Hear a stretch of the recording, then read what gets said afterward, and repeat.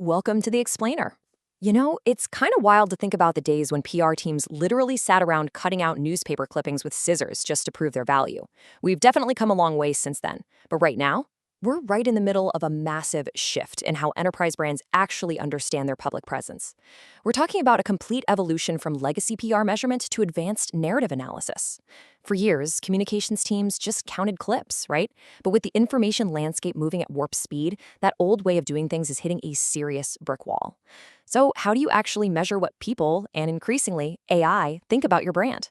Well, we're going to explore the absolutely crucial difference between media monitoring and media intelligence, and why making that leap is the key to truly engineering your reputation. Think about it like this. If your reporting still ends at, hey, we got 800 mentions this quarter, are you leaving strategy on the table? Imagine walking into a boardroom and just handing that number to your CFO or CEO. It almost always falls flat, because the CFO looks at 800 mentions and thinks, okay, but did this drive revenue? Did it change public perception? Did it actually help mitigate that crisis we had last month? If you can't answer that, those 800 mentions are kind of meaningless. A flat list of mentions just tells you that something happened. The so what is completely missing. If you're only delivering surface-level numbers, your team is completely missing out on the strategic conversation. And honestly, sticking to that surface-level reporting is getting incredibly risky. Take a look at McKinsey's 2025 State of AI survey. They found that 62% of organizations are at least experimenting with AI agents right now. Why does that matter for your brand? Because coverage and brand perception are being shaped by automated systems that consume and push out content way faster than any human team could ever react to. There's this massive speed gap forming. By the time a human team finishes counting yesterday's clips, AI agents have already summarized the narrative and pushed it to millions of users. The news moves instantly, AI synthesizes it instantly, and if you're relying on manual clip counting, you're literally days behind the narrative. Section 1, the Media Monitoring Baseline. Let's look at your real-time radar. So before we dive into the advanced intelligence stuff, we really need to establish our baseline. Media monitoring is essentially the systematic tracking of where, when, and how often your brand appears across earned media. And by earned media, we're talking about the coverage you didn't pay for. Online news articles, print, podcasts, blogs, social platforms, the whole shebang. The output here is basically a feed of mentions and some basic clip counts. It tracks how many placements you got, where they were, and what their reach might be. Just think of it as a surface-level radar that scans the horizon and gives a little blip every time your name comes up. Now, monitoring genuinely shines when you're looking for tripwires. It's incredibly valuable for answering basic questions about awareness and timing, like, did our press release actually land? Are activists tagging our CEO online? Monitoring gives you those real-time alerts. It's kind of like a smoke detector. It's a vital first line of defense that lets you triage a crisis before the whole house burns down. Because when seconds matter and a story is breaking, you absolutely need that early surface-level signal to act fast.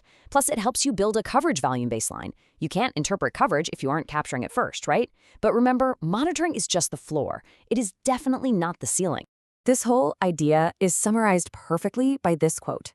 Media monitoring tells you what was said, but media intelligence tells you what it means and what to do about it. That right there beautifully illustrates the core difference between basic data gathering and true strategic insight. Monitoring stops right at the surface. It leaves the so what up to whoever happens to have the time to read 1,000 articles and manually connect the dots. And let's be real, on most enterprise teams, literally no one has the time to do that. Intelligence takes that raw material and gives you actual clear direction. Section 2, enter media intelligence, the analytical layer. The USC Annenberg Center for Public Relations has consistently highlighted that polarization and the sheer speed of information have completely elevated the strategic role of communications inside large organizations. And strategic decisions, they demand strategic inputs. You just can't afford to only react anymore. You need an analytical layer. And that is exactly what media intelligence is. It's the analytical layer applying sentiment analysis, narrative clustering, and AI perception to convert those raw, noisy mentions into actionable insight. If monitoring is the radar, intelligence is the command center that actually interprets that radar.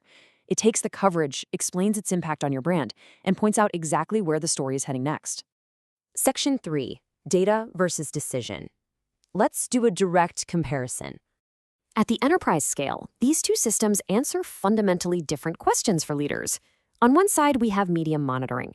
The main question it answers is pretty simple. Where and when did we appear? It's always looking backward at what just happened. But on the other side, media intelligence asks a completely different, much more powerful question.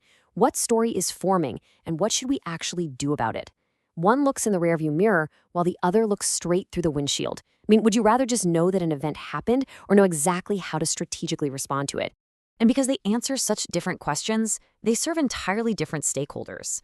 Monitoring is best for awareness, crisis triggers, and your daily updates. If a PR coordinator needs to send out a daily news wrap-up to the team, monitoring is perfect for that. It keeps a pulse on the day-to-day. But intelligence? That is built for strategy, budget defense, and real reputation planning.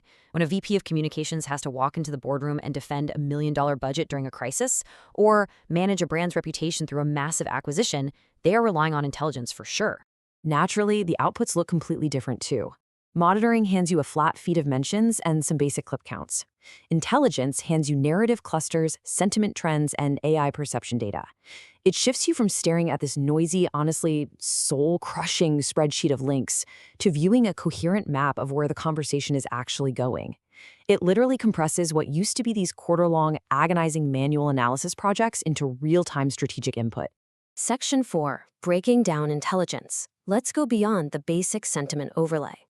Now, a really quick warning for anyone out there evaluating these tools. A lot of platforms claim to be intelligence, but they're really just basic monitoring dashboards with a generic positive or negative sentiment score, kind of bolted onto a clipping tool. Sure, that's an upgrade, but it is not true narrative-level intelligence. True media intelligence actually combines 5 very specific capabilities. First, brand-centric sentiment, so evaluating how your brand is actually framed, not just if the article has a generally upbeat tone. Second, narrative clustering, automatically grouping related coverage into coherent themes. Third, publication tiering, weighting coverage by domain authority so you know what actually moves the needle. Fourth, dynamic share of voice, comparing your narrative position against competitors in real time. And fifth, which is absolutely crucial right now, LLM perception tracking. Put simply, this measures how AI systems like ChatGPT actually describe your brand when a journalist asks it to summarize your company. As executives increasingly use these large language models for discovery, this kind of measurement is moving from a nice-to-have to an absolute board-level essential. Section 5. Engineering your reputation. The integrated system. So how do the absolute best enterprise teams handle all of this? Well, the teams that are winning right now don't treat monitoring and intelligence as 2 separate tools. They treat monitoring as the input and intelligence as the output, all within one seamlessly connected system. Think about it. When a spike in negative coverage hits your monitoring radar, an integrated system instantly turns that into a narrative cluster. That way you can weigh its impact and respond inside the exact same news cycle, not a whole quarter later when the story is already written and done. That is how you engineer your reputation. Don't just count mentions. The communications teams that are really pulling ahead measure their success by how they change minds, not by how thick their clip file is. They treat raw coverage data as the foundational building blocks for narrative-level decision-making. So ask yourself this. In a world where AI is reading the news and forming opinions about your company in literally milliseconds, can you really afford to keep counting clips by hand?